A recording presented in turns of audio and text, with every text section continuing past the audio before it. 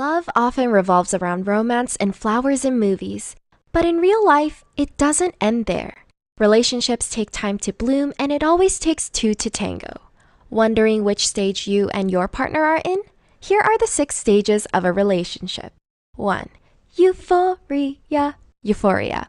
Have you ever liked someone's traits only to be annoyed by them in the long run? In the first stage, also known as the honeymoon You phase, and your things partner are are always in? exciting Here are the and 6 memorable. stages of a Lucy Brown, a relationship. clinical professor 1. in neurology, has been studying the Euphoria. brain activity Euphoria. of people Have in you love. ever liked She someone's discovered that in traits this only early to be stage, annoyed when by we them fall in in the love long with run? someone, we In the tend first to stage, forgive their also faults known as the easily. honeymoon This phase, is your called the partner are always suspension of negative excited. Here are the 6 judgment, where our stages of brains a overlook relationship. people's flaws. Just when you think your partner is perfect, your judgment will get better over time, testing your true compatibility. 2. The wake-up call. This is when things get a little feisty. Reality begins to set in and you start to see your partner for who they really are. Couples who get married too soon and divorce never get past this stage. This is where your differences tear you more apart instead of bringing you two closer together. While one of you might be craving for space, the other might want to do the chasing.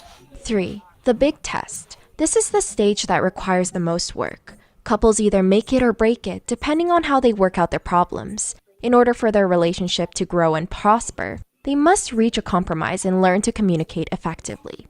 It also helps to do new things together.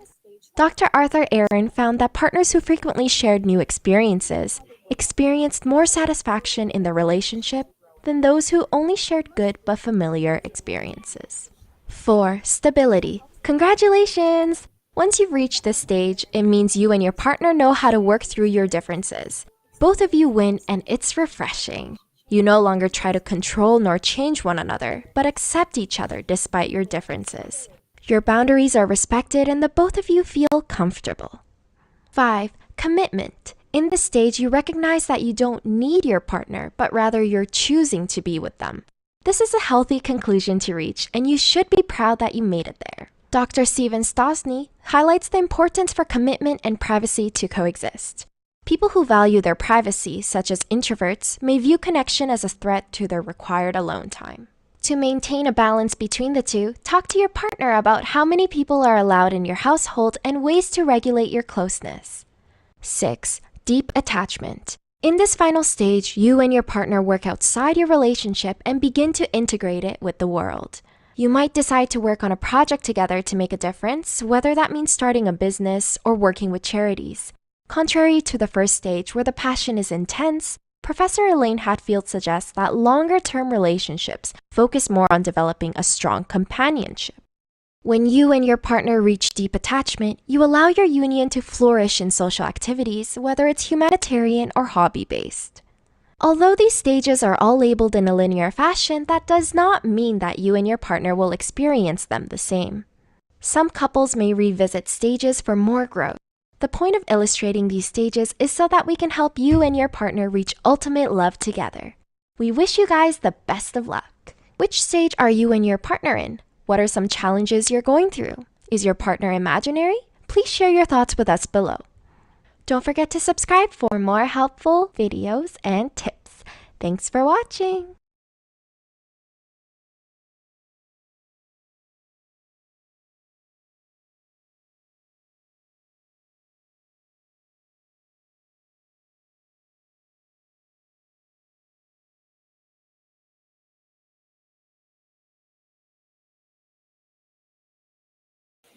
Awesome. Sorry about that in the beginning. Welcome to the show. I am Chantel. Unfortunately, Chris wasn't able to be with us tonight. He has some facial swelling. He had a allergic reaction to something he ate, and his face is literally swollen up. So sorry about that. I wasn't able to get him on tonight. Absolutely no way. But he's going to be tuning in just a minute. We're going to figure out how he asked me for a link to the show. So I think I'm going to just probably end up giving him a call. But I have another video. So I just shared a video on relationship, this different stages of a relationship. But I want to come from my own understanding and perspective, right? And just experience of entering into different relationships and just, them just not ending well for me.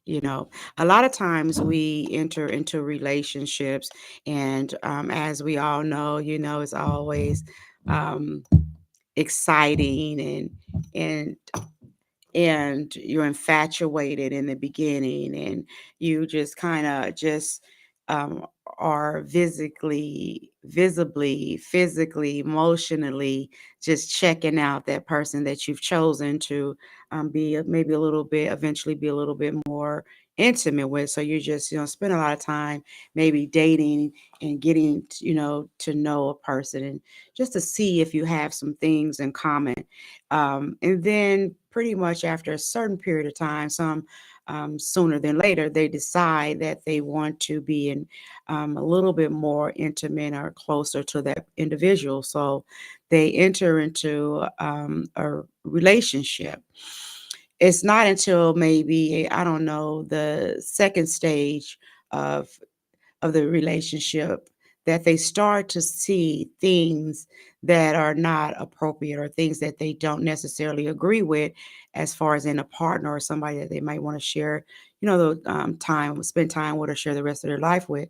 And as women, we tend to overlook those, what I call red flags. We tend to overlook them. And so we continue on in that first stage, right? That wooing stage, I like to call it, that stage where, we're considering and being considered. Um, um, we're considering, should we move forward, or, in they're considering us, right? And some brothers, may already have their mind made up just based on what they've known, learned about you. A lot of times they have their mind made up. And sometimes, the reasons why um, the woman is chosen may not always be what we may perceive it to be. And what I aim to to talk about tonight is that we're, as women, we need to be very careful in the partners that we choose, and we need to slow down, right? Get in touch with ourselves, or be in touch with that part of us. There's Pastor Chris. He's going to come on. I see he put a mask on, and he's going to come on. So amen to that. I'm gonna give him a minute to get settled in. I see him. Okay, that's why he just said send me the link. So a lot of times, let me see, he's about settled. And it looks like he's ready. I'm gonna bring him in and see. There he goes. Are you ready, honey? Yeah, Looks like he's ready. Hear me? yeah, I hear you. Can you- Yeah, I can hear you. A lot of times, let's see, he's gonna mess with his volume a little bit. A lot of times we're the women, we are oftentimes we're stuck. We're stuck in that infatuation. He looked good, he smell good, might have a decent job. He may not, but he have that potential to get a job. He sounds like he wants to support um you in your endeavors. And so a lot of times, as long as that physical yeah, fits all of, he don't have big dirty feet and blah blah blah. A lot of times we feel like it's worth our time. Um, but we have to get to the point where it's more than that. It's more than that. Um, because once you get vested in someone, and it's kind of too late to go back, because emotionally, because your emotions are what attracted you to the person. Oftentimes it's hard later on to detach, depends on how much of him you've given him. So we're going to talk about it tonight. Hopefully, Pastor Chris, can you hear me? Chris, can you hear Yeah, I me? can hear you. So we're going to talk about it tonight. Can you hear me? Maybe he can. I need to maybe Can you hear me? here. Can you hear me? Yeah. I can hear you. I'm sorry. I had to cut my phone up so I can hear you because my phone is in the. Yep, I can hear you. Yeah, I can hear you. I'm sorry. I had to cut my phone up so I can hear you because my phone is in the. Yep, I can hear you. It's always something with this. I got to get with I can my. hear you. I'm sorry. I had to cut my phone up so I can hear you because my phone is in the. Let me do something here. Let me unplug this microphone. It's always something with this. I gotta get with my phone is in the. Let me do something here. Let me unplug this microphone. So let's chop it up tonight. I hope that's better and y'all can hear me. I'm so sick of this. I always start out everything working well.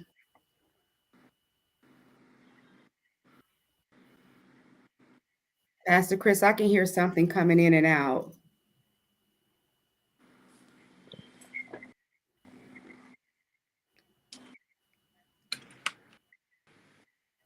All right, Pastor Chris, you still with us? I can see you. Yes. Okay, awesome. Let's just continue on. Great. So we're talking about relationships and how women just stay stuck in the infatuation part of the relationship. And I would like it if you can come downstairs. That would be great. Finger. But they get stuck in the infatuation part of the relationship, and they miss all the important signs that they would have seen had they just allowed the stages to move, forward with, concerning getting to know each other. I know oftentimes I've done that. And a lot of times we move quickly because we want someone to be connected to. We want to find that perfect one, or you don't even have to be perfect, but that one that will listen and understand, that will cuddle, that will accept our children if we're coming with children or other baggage. We just want someone that can relate or understand. And a lot of times, that's enough.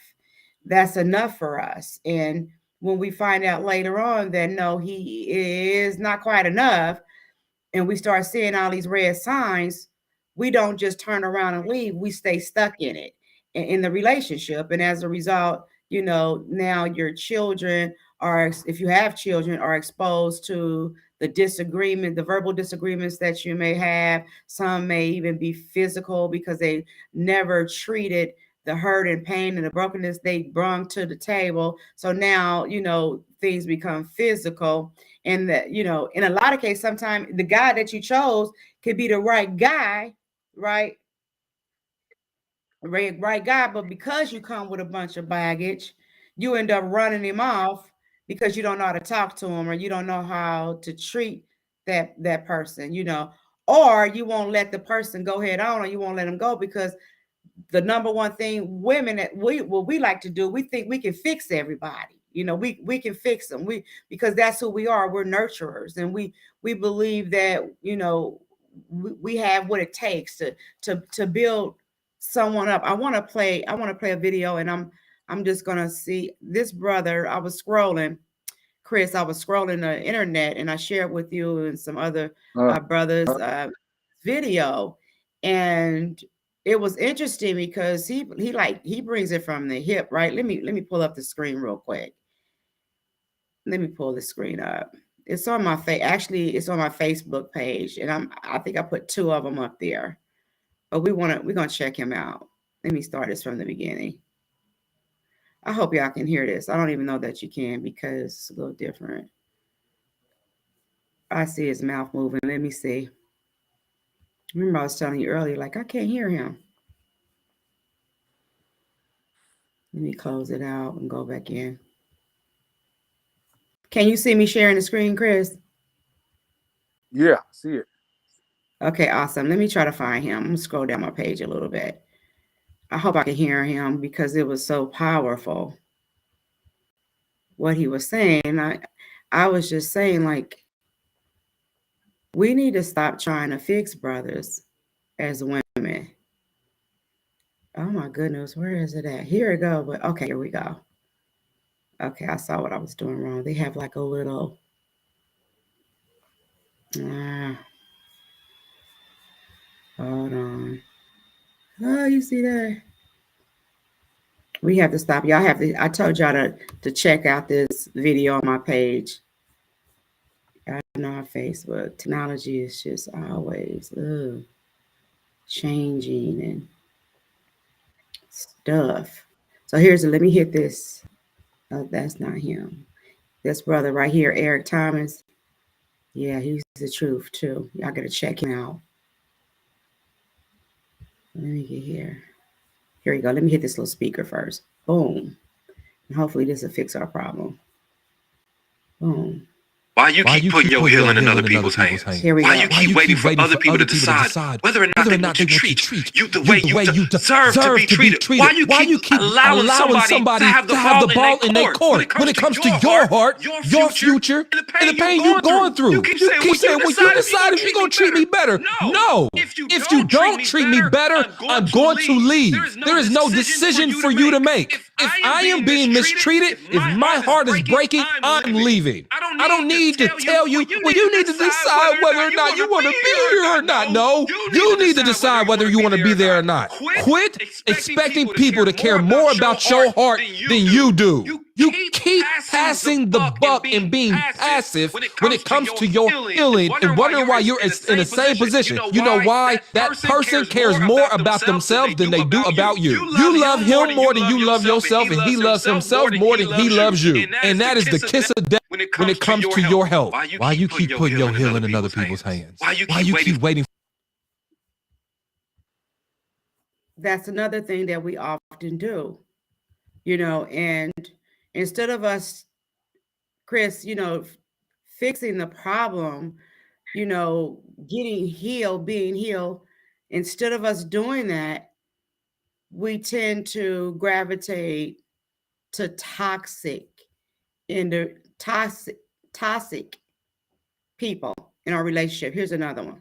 Don't say you love me if your actions don't. If I can't tell that you love me based off of how you are available for me, how you sacrifice and compromise. You don't just take, you give. If I can't tell by the way you are affectionate, the way you are considerate, if I can't tell by your actions that you are loving, then don't say those words to me. How many times has somebody gaslit you with the I love you phrase? How many times have you been held hostage in a relationship because you said to yourself, at least this person loves me? But this person is saying they love you at the same time they're putting their hands on you. This person is saying they love you at the same time breaking you down, because every time they say I love you is met with a cheat, is met with an invalidation. They say I love you, what they really mean to say is I'm sorry, I'm tired, I can't. I'm at the point in my life that I no longer accept the words I love you in exchange for my present actions. Don't say you love me if your actions don't. If I can't tell that you love me based off of how you are available for me, how you sacrifice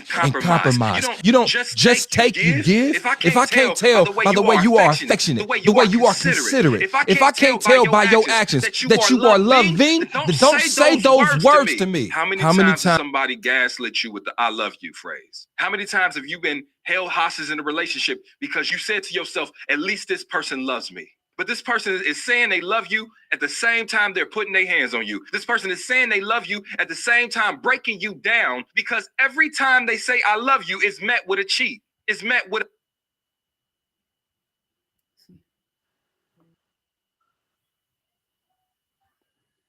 What's really going on? Okay. What's going on here? Are you still there, Chris? Yeah, I'm still here. Yeah, something went wrong here. I don't know. But anyway, hopefully the viewers can still hear us. Trying to see what's going on here. Can you see the screen?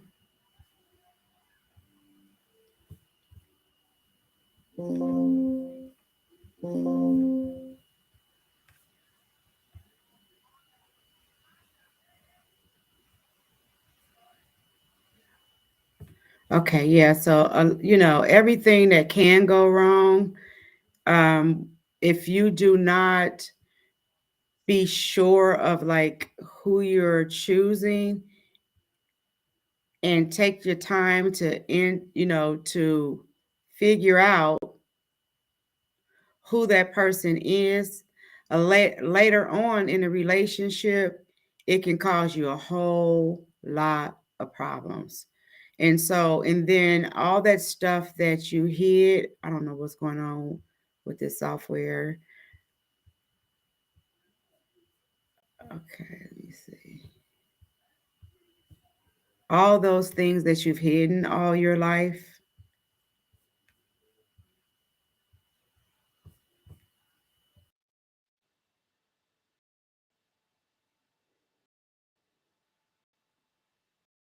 There.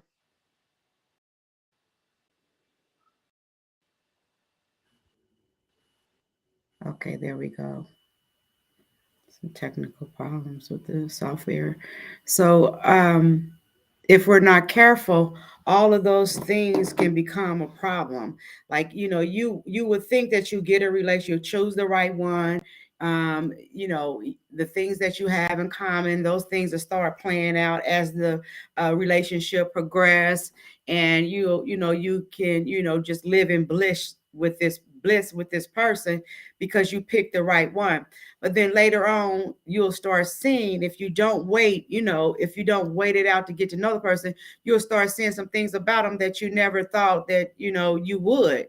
You didn't see that was there. And so now you're arguing, and, you're holding them to, loving you and things like that. And then they start just telling you they love you and want to be with you and all these different lies, when really they didn't get a chance to get to know that you, or if they even want to be in a relationship with you, because sometimes women can be so clingy and so, needy at times, that you don't really give the brother a chance to see if this is what he really wants to do. And so I just think that it's good for us to just kind of slow down and just kind of realize, what we're doing when we're entering into these relationships, not knowing these brothers.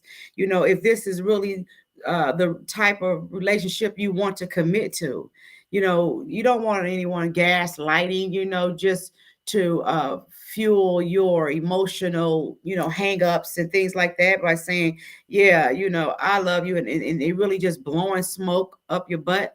And they really don't. They just infatuated with you, or they just want what you have to offer, right?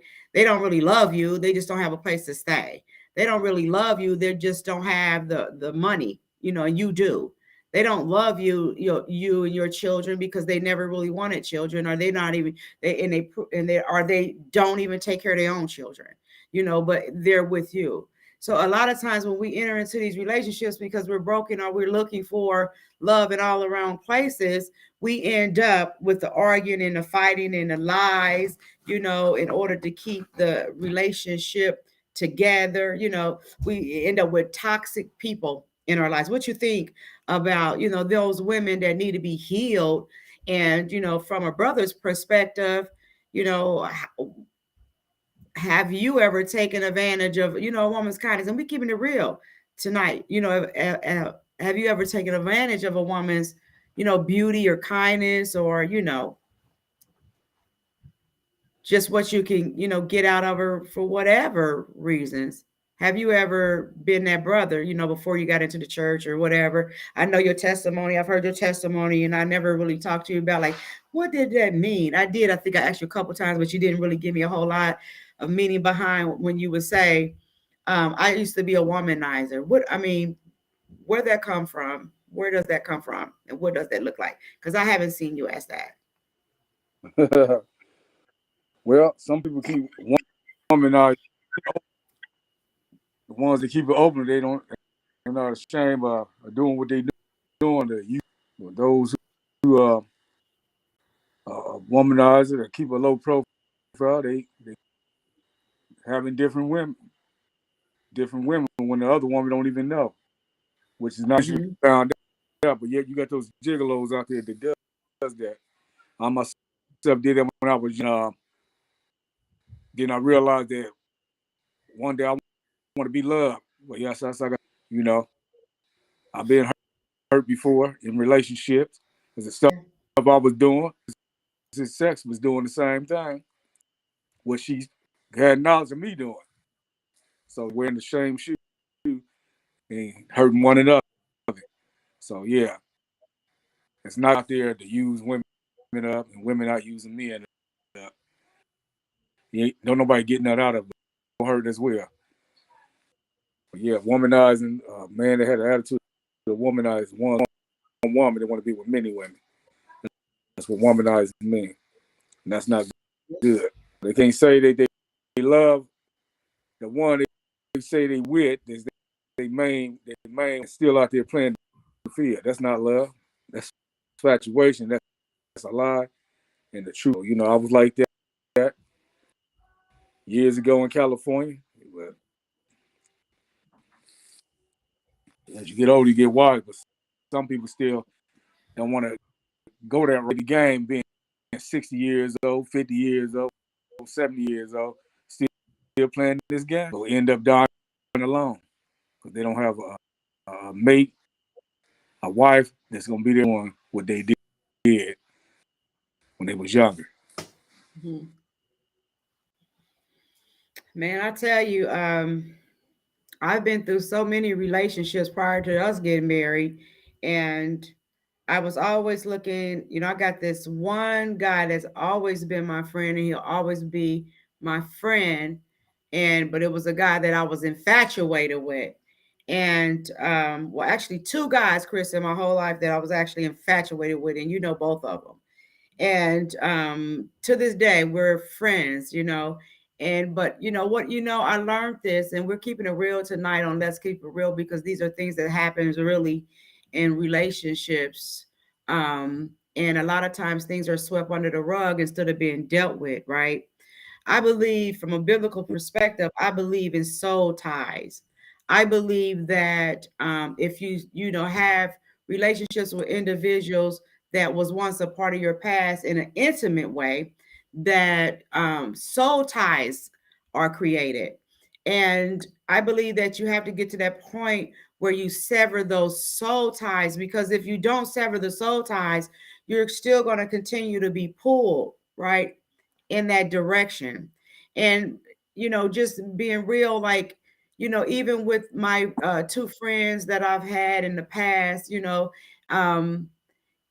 when things are not going right in your relationships, in your current relationships, a lot of times I've heard, and I know that people will sometimes connect with individuals they've kept in touch with, as far as who they're linked with, who they have soul ties with. And it's important that your relationship, that you make sure that the relationship that you in is solid, right? So that there can never be a pull, because there's a lot of people that have made really good friends with individuals they've known, and they want to continue in those relationships. When you with somebody, you don't want to just end the relationship with them if it was a good relationship, but you just came to terms with, things didn't work out for you too. So you decided to just go on, y'all decided to end that relationship, but you always remain friends, right? And I have two brothers in my life, and I can really just speak about one that I've always been able to reach out to if I needed to, just to have that conversation. And that person respects the fact that I'm a married woman and would not and ever try to, come in between you and I, because he sees what the Lord is doing and he has a reverence for God, right? So they would never interfere with that. And but I thank God today that I've matured past who I used to be, because who I used to be in the world, I didn't second guess nothing. I was always spontaneous to call that one when this one didn't do right. I would call that one. And today we still see that in the relationships with the females and the males. The females and the males. It's called sneaking and cheating, right? It's called, in some cases, talking to folk maybe that you shouldn't be talking to about your marriage because they don't care nothing about you, your marriage. They don't care nothing about God and none of that. And they want to see your marriage end, but they don't want nothing to do with you. So you have to be careful today as women, even when we're trying to break loose from those relationships that we've entered into, and we did not give it a chance to see if we should have even committed, like, into the relationship, but yet we still continue. Okay, hold on, Chrissy, be back in. There you go. We will still continue. He's right there. What's going on? We'll still continue. He's right there. So I don't know why they won't let him in to stay in these relationships. So, and then we start doing things that we don't have no business doing. Instead of just saying, hey, listen, this is not going anywhere. I'm sorry that it's moved this far. And, we need to just go ahead and end it because I cannot commit, to you. Instead of people doing that, they continue to, there you go. They continue to be unfaithful. They continue instead of working it out. Either you're going to be in the relationship that you're in, whether it be a marriage or you just kicking it with somebody, you're going to either stay in that marriage or that relationship, or you need to just go on. Because it's not fair to the person that you're committed to. It's not fair to them. Not committed to. It's not fair to them. But we have a lot of, that's why we have to look at the stages of the relationships and ask ourselves, like, what stage are you in? Or should you have ever even married that person? Should you have ever committed that person and involve your kids and stuff? Was you that desperate, or some say the word thirsty, for a relationship that you allow this person into your life, and now you feel like you can't get out when you can get out. You don't have to, be in a relationship when people don't really love you, or they may, become toxic. You don't have to be in a relationship with someone that is using you or taking advantage of you. When you grown, I don't believe, like a lot, our grandmothers with the women, our grandmothers, or, family members would teach, that you should stay in a relationship regardless to what's going on in a relationship. Stay in a relationship, hang in there and get through it, get through whatever. And the man would cheat on the woman. They weren't committed. Like you said, they were woman, like you used to be, womanizer. Hopefully you haven't been doing no womanizing. I don't know about it, but I'm just saying, I trust you and I have faith that you're committed. But a lot of times, Chris, because that's been secret, men keep those secrets, and women too. You always have to do, and even the Bible says, trust no man. And I say trust no woman in that case, because I say man, in a way where it covers the women and men, just mankind, right? So it's just time for women to take a look at the relationships that they have, the men they've committed themselves to. Take a look at it and see if that person is degrading, if they're not, supportive, if they're not motivating, if they're not, willing to work with them in a partnership to accomplish goals. We need to take a look at that stuff and make a decision to let it go. Let it go. If they're not supportive, let it go. If they don't really love you. And the signs are there. Some just choose, like we said, like was mentioned earlier, some just choose to ignore it because they need that companionship. They have attachment issues. I want to let them go. They don't want to let go. A lot of times it's because they're providers. They're providing. They can't do it themselves. If something went wrong in our relationship right now and I decide to walk, I had to start all over. I had to start from scratch. I got to start from the homeless shelter. Because I got 3 grandbabies that, we have 3 grandbabies that we're raising. And just on my salary alone, I couldn't take care of them. So it's reasons like that in other relationships that people stay because of the kids. And, it'd be 20, 30, 40 years, 50 years in marriages. And they're unhappy, and the man is allowed to do whatever you want to do because the mother don't think that she can take care of the family. She don't have confidence in herself to know that she can make it. She don't want to start over in a homeless shelter because she ain't never had to do that before. She don't know what that looks like for her and her family. And so she'd rather just stay in a marriage and just, experience all the emotional, physical, maybe psychological, spiritual abuse. And today it's time for us to talk about those things. That's because of fear. Fear. They stay in a relationship because of fear, of losing what they don't want to lose, financial stability, just losing everything that they gain, what they been with, instead of walking away, not to get emotionally, they rather stay emotionally tied up to be destroyed because of fear. It's not worth it. I take that chance that relationship, if it's toxic, if it's dangerous, it's gonna cause you in any type of way, you need to get out of it. Yeah. I mean, you got to look past the stability financially. You're gonna lose what you gain, your house, your home, whatever, but it's in your joy and then looking through the eyes of your children is the most important thing. Now, other material things can come back, can be gained, and they happiness. So exactly, get out of that. Get out of it.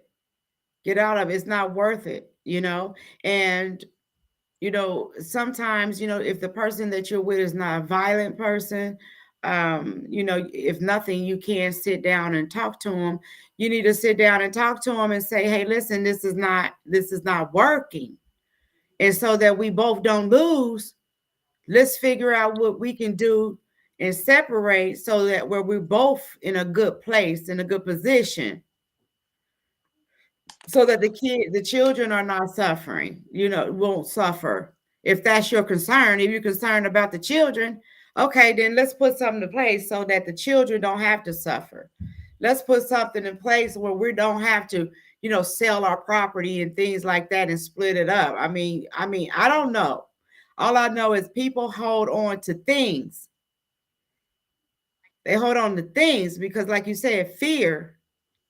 The fear of the unknown, the fear of not being able to manage on their own because they really haven't had to. And then you got these women that's living with low self-esteem, even though they've been dogged in a relationship, being used in a relationship. Man don't got a job, but the man living off their finance. The man living off of them, eating up their food. And not self-esteem along with fear. That woman end up being entrapped, standing there and being used. Don't even know what's going on. Why? Don't even know. Don't even know why this man is living a triple life or a quadruple life with other women. Probably he ain't everywhere yet. Feel involved with the woman that he's using up. That's got something like that. It's being used with finances. Got stability, and don't understand because it's working with fear. Yes. And as counselors,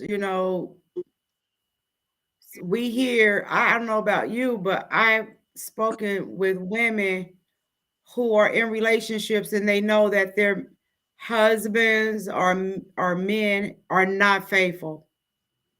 But because of the kids and because they've been with them for years, they stay there and they're so miserable. And I get to hear their side of it, but I don't hear the man's side. You know, a lot of times I know in the Black community, certain parts, certain women, such as myself, we grew up, you know, hardcore, and we grew up independent, you know, boisterous. And a lot of us, you know, you're not going to talk to us any kind of way. You're not going to just do what you want to do. You know, some lay hands, you know, will put hands on you, and let's keep it real. You know, I done swung on you a couple times. I ain't ashamed to say that. You know, and I thank God that you're not a person that puts your hand on women. So you don't dodge and weave a couple that you could. But that's not, you know, it's not okay. It's not okay for anyone to put their hands on anyone because they can't, or feel like they're in a position where they can't express themselves, or because they may be being talked down on or talked crazy to. And so they, you know, because in the streets where I came from, you ain't disrespect me. No, no, no. We're not gonna disrespect one another. You're gonna respect me. And so I grew up that way, like, no disrespect. No, no, no. You know, and that could go all the way back to, you know, growing up, you know, as a Cripette in California. Like, I learned to fight at a young age, and I learned to get mad. They taught me how to be mad. You know, they taught me how to respond when people have done wrong. You know, they taught us how to respond in a violent way. So I believe I grew up with that anger that was instilled, because it wasn't instilled in me in my home. It was instilled in me with the friends that was around me. And we stayed in the area where, you know, I was considered a Cripette. And so they taught me how to respond in anger when people wrong you. And so I grew up that way,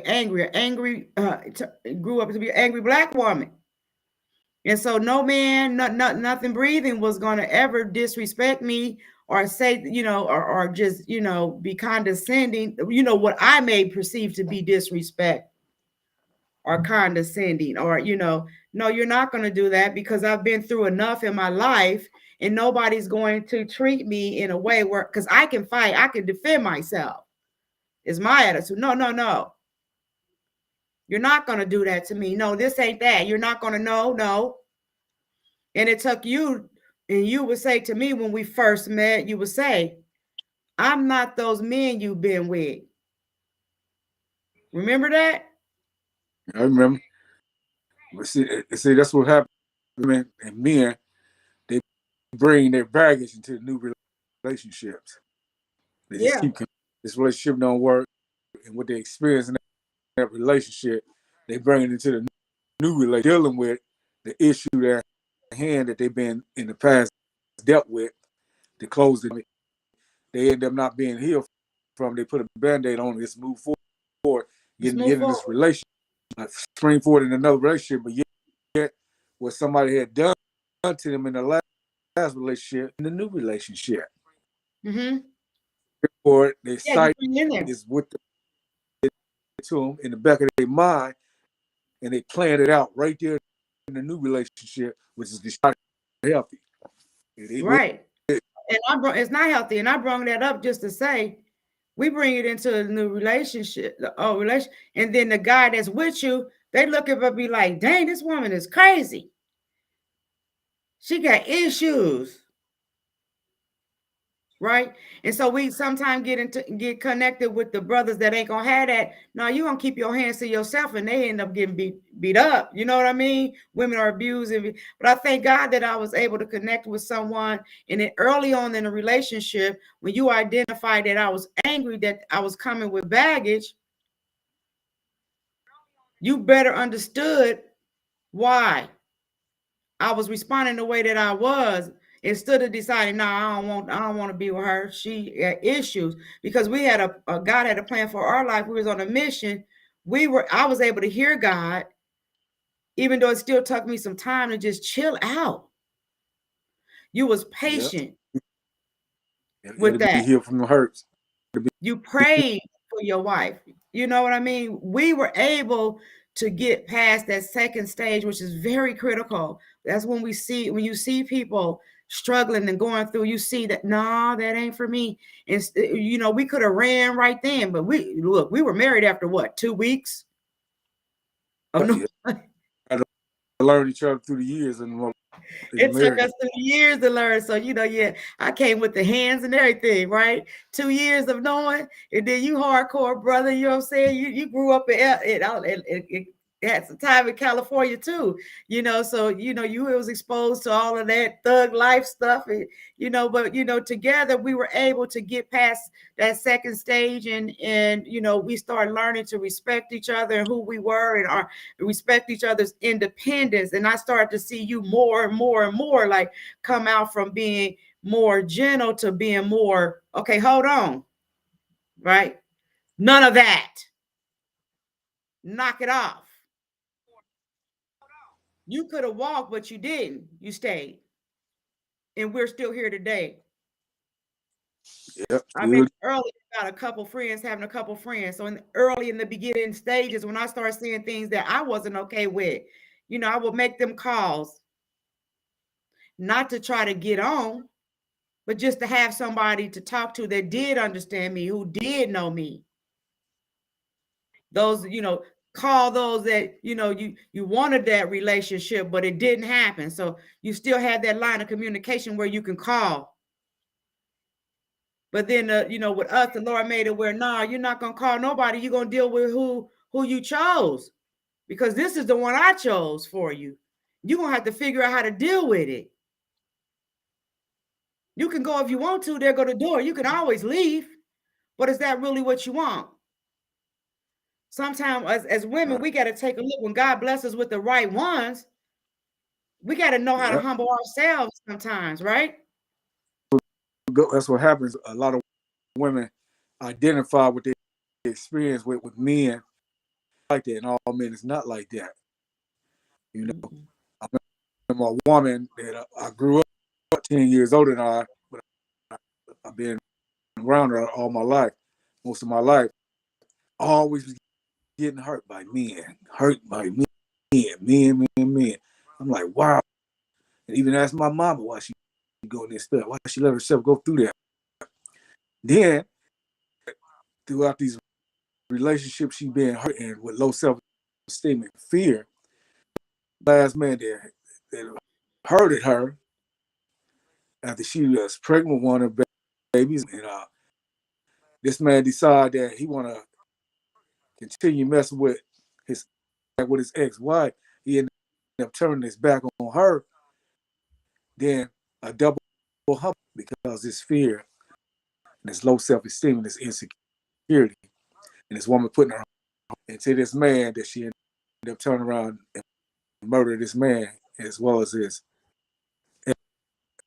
and went to prison for it for 15 years. Because murdered the man and the ex-wife? Yeah. What? And yeah.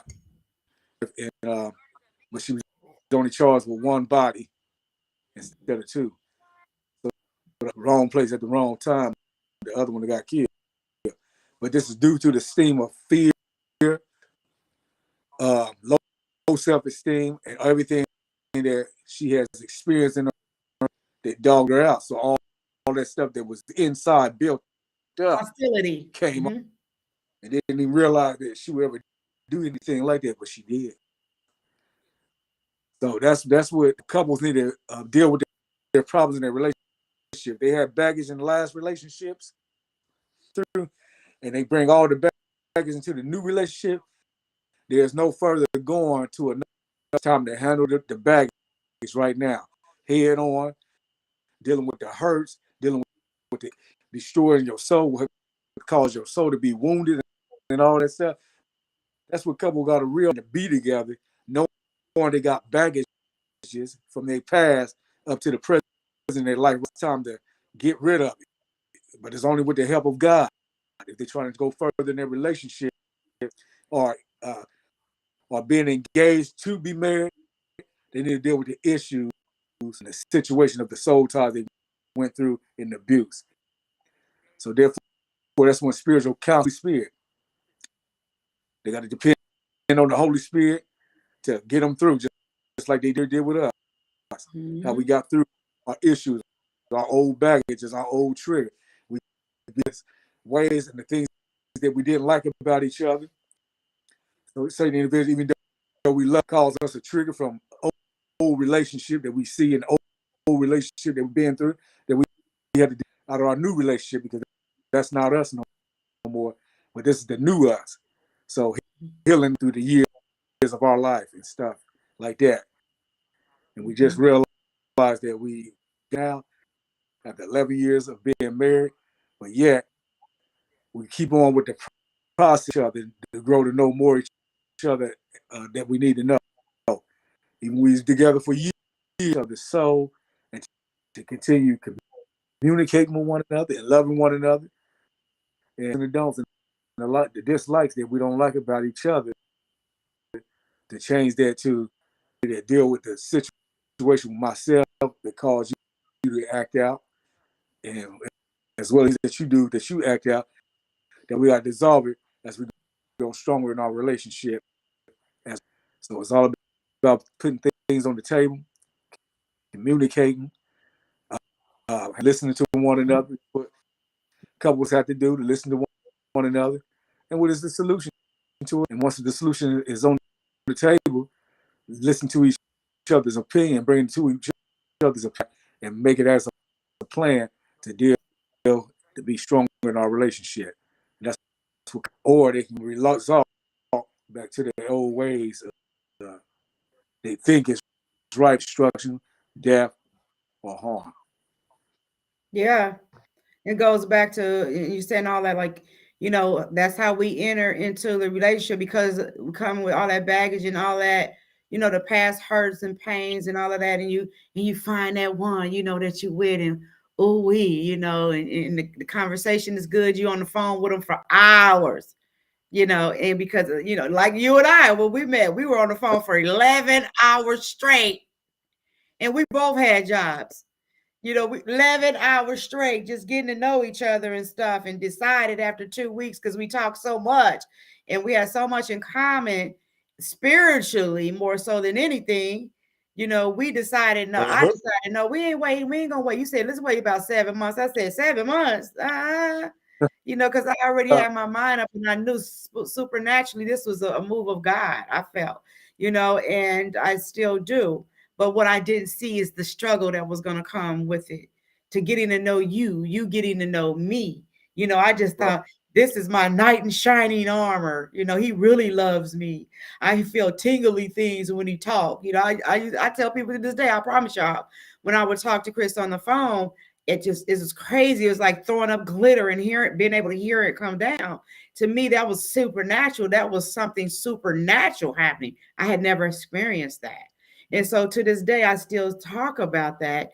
I share that with people that I talk to. I know it's of God.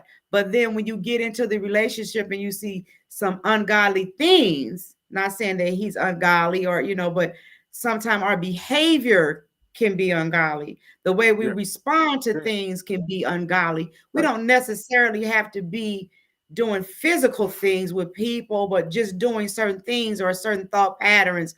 You want to hear, like, did I hear that? Or am I understanding this correctly? We come into the relationship with these expectations, thinking this is it. This is cookie cutter, the White House, and the dog and the wife, and the white picket fence, the car, 2-car garage house. Women want that, right? Some want it for material reasons, and some just want a home, where they can raise a family and just, be able to get to work and just, have a nice place to stay. But some want it materialistic in a way that is, some gold digger stuff, right? Maybe.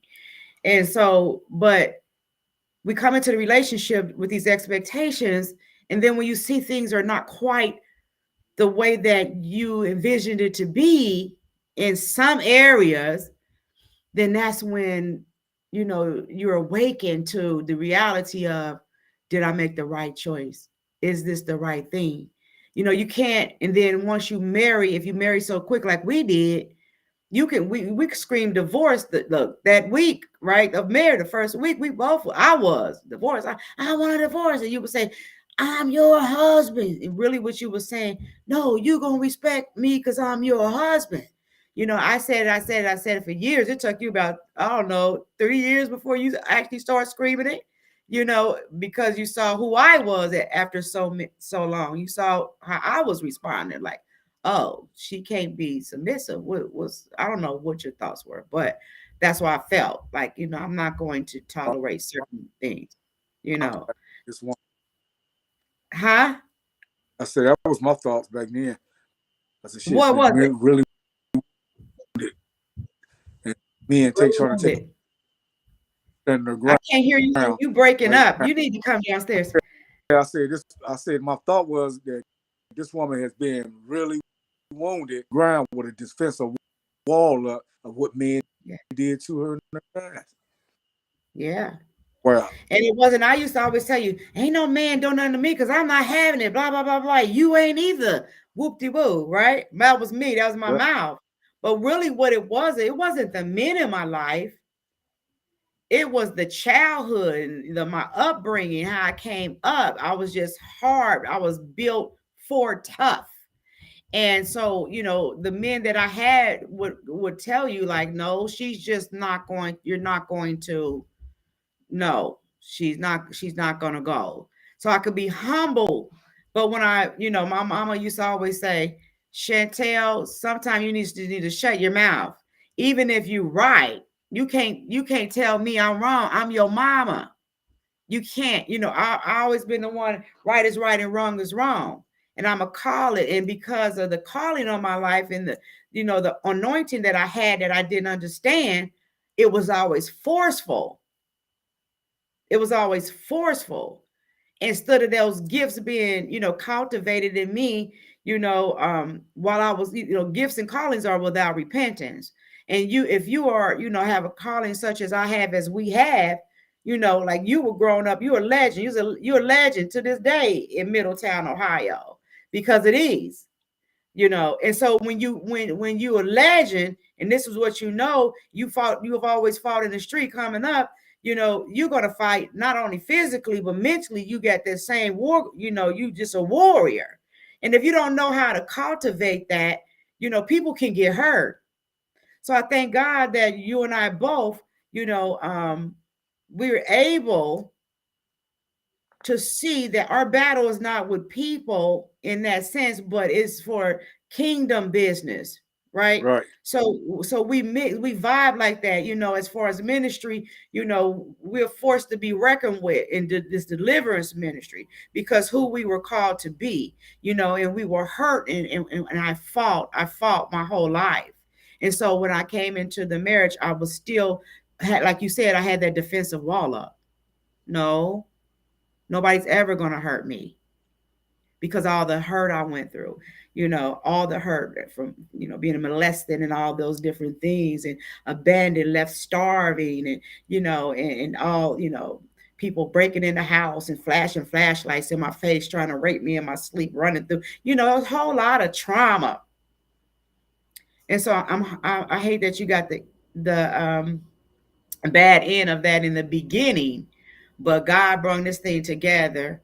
And so even though others have made what they feel like may be the poor choice in choosing the wrong man, and that even if that man might be, be a womanizer, as you have described, Chris, and that woman may be abusive physically, verbally, mentally, emotionally, spiritually, there's still time, regardless of how many years they've been connected, they can still make a decision on if they want to stay in that relationship or not, no matter what stage it's in. And we have to take a look at our relationships now and decide, do I deserve this? Is he gaslighting me? Is he really committed to me? and we have to look at those things and just see it, and determine, am I able to heal through this? Am I able to still work on the healing that I was working on before I met them, or is he willing to allow me to heal from other relationships or things that happen in my life? Is he really supportive of me? We got to look at that as women, Chris. We got to be able to really look at it and say we deserve more. We deserve better. We don't deserve people that are not going to be compassionate towards us, especially because of the things that we've been through in our lives. We cannot continue to allow toxic people in our lives, regardless to the commitment. Like you said, fear cannot, fear, and I'm going to say it like this, fear cannot be a factor in making a decision to move forward with the children if you have to. Explaining to them what they are actually seeing out of their eyes in the home, letting them know this was a decision that I made that has put us in this position, but I'm working on a way out. Sometimes if you have a supportive person in your life, but you just ain't vibing with them and just not going right, you can have those conversations like, I need to move on. You clearly have moved on because you're not meeting any of my expectations. It's not even on the list. Not the stuff I expect, not even on your list. So clearly, can we help each other and move on? If you can have those conversations, Chris, if they can have them, they need to have them. We got to have them, about to get off this air live. But before we get off, I just want to encourage the women, men that's in relationships right now that's toxic. Yeah. If you're not out of a relationship, it's time to deal with the toxicity of your relationship and start dealing with your problems head on, to dissolve it, to erase it, and to bring forth your relationship with one another. And it's through communication, trust, and love. And love, it will happen. God in the center of that relationship to bring the hip, so you can gain one another's trust through God's Spirit, to learn about one, to heal with one another. If you're serious about your relationship, that's the only thing I can encourage before we get off. Is right now that's in those type of relationships, but they don't want to separate from each other. And identify the situation, confront the situation, deal with the situation, so healing can happen. That's all I have for. And that's all I have. We're working. Listen, Chris and I have been working through our differences, and divorce is not an option for us. It's just not. And we're working through, little kinks that has occurred, and forgiveness is key. Because no one's perfect. No one's perfect. But when it comes to committing to one another, when you commit to someone, you need to be faithful. And you need to be faithful to that. But if it's not working, you're not working. The 3 C's, I call them the 3 C's. Every relationship should have these 3 things. If these 3 things are missing from the relationship, the marriage or whatever, you need to run like hell. Run like hell. Run. Communication is key. You have to be able to communicate. You can't just go to your rooms or go to another place and just not communicate. Communicate, and not texting, but calling. Unless you text and say, I love you, forgive me, I'm sorry, and that works. Okay, but then when you get to that person, you need to make sure you say that face to face. Say it, or if you can't get to them, pick up the phone and say, hey, listen, I text you, I love you, forgive me. So communication is key. You don't shut folk down in a relationship, and that's no relationship. You don't shut folks down and don't communicate. Consideration. You have to be considerate of the other person being an individual. they're individuals. They have their own opinions, their own views, their own values, their own beliefs. And you have to be considerate of that. Either you can work with those things or you can't. And if you can't, you need to communicate that. Chris, this is what we do. This is what I do. These are the foundations of our marriage. She'll tell you she's on that, all of that. Right? And you have to compromise. You have to compromise. That's something, some areas in that I have to work on it. Because even though I'm that strong-minded, that fighter, I have to compromise because I have to realize that my husband's not fighting me. Stop being so defensive sometimes. Stop, and I even teach him sometimes. I have to say, even in his communication throughout the day, on like, because I'm always telling him to do something, I'll ask him to do something, whatever he said. He's like, I will, Chantel, I will. I'm like, hey, hold on. Why you got to say it like that? I take stuff like, I have to, like, hold on. He may not have even meant it that way. Stop being so defensive. He's not trying to hurt you because he just simply had a voice and to say, hold on. Stop thinking everything is a fight. And now you want to try to correct him and with this communication and consideration. It's not always all that. Sometimes we just have to let people be who they are. We have to compromise. It's okay to compromise. Maybe it's not what you feel. Maybe it's not how you would respond. It's okay. Just breathe, relax, and let them be who they are. As long as they're not disrespectful or hurting you or harming you or doing things that's going to affect the union, leave them. Let it be. Let it be. Let it be. So I'm still working in that area on some things because guess what? I want what I want. I'm spoiled. I always have been. It ain't no compromise used to be. It ain't no compromise. My baby father, Jay, my youngest son, his father, when we broke up, he would say, no, I can't come and take you to the baby to the doctor. Go and take him over there. Tell him what? No. I didn't know what that meant. No. What does no mean? I didn't get it. So, okay, I can be considered. The communication was not good. I can be considered. I was considered, compromising. Wasn't no compromise. Yeah, you're going to do it. I'm going to blow your phone up now. So we got to stop all of that, and we got to have those things working in a healthy way in our relationship. We got to humble ourselves and change who we are in order to make it work, right? To show respect. You have tuned in to Let's Keep It Real, the family edition with Chris and Chantel. We love you tonight. We want everybody to be able to work through their differences and make a decision to stay or go. If you can't, you have to make that decision. You're going to make it a lot lighter on those that God has put in your life to counsel you, to motivate you, to enlighten you, to uplift you. We're going to be able to sleep at night. We ain't going to be worried about you because finally you've gotten to a place where you can make the right choice concerning your relationship. We hope this has been beneficial tonight.